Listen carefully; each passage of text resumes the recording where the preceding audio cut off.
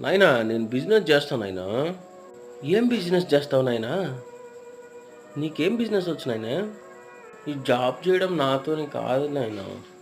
నేను వ్యాపారం చేస్తాను నాయనా, ఖచ్చితంగా చేస్తాను నాయనా. మరి ఏం బిజినెస్ చేస్తావో చెప్పకపోతే నాయనా. నువ్వు ఇంకా నిర్ణయించుకోలేదా ఏం బిజినెస్ చేయాలో? అయినా మన తాత ముత్తాతల కాలంలో కూడా ఎవరు బిజినెస్ చేయలేదు నాయన. నువ్వు బిజినెస్ చేస్తా అనే పంతం మానుకోనైనా. ఏం నాయన బిజినెస్ చేస్తానంటే అంత కోపడతాండావు? ఎందుకు? ఎందుకు నీకు అంత కోపం? నువ్వు నష్టపోతావని భయం నాయనా నాకు. అయినా చేతిలో ఉంటూ పోయిన రూపాయి మళ్ళీ వెనక్కి రావాలంటే అంత సులభం కాదు నాయన. నా మాట అర్థం చేసుకో. ఏం చేయాలో చెప్పు నాయన, మరి ఎట్లన్నా? మరి ఏం చేయాలో చెప్పు నాయన, చెప్పు. లేదు నాయనా, నువ్వు ఉద్యోగమే చేసుకో నాయన. ఎందుకంటే చేను బొందు పోయినా కూలి బొందు పోదు కదా నాయన. కాబట్టి ఉద్యోగం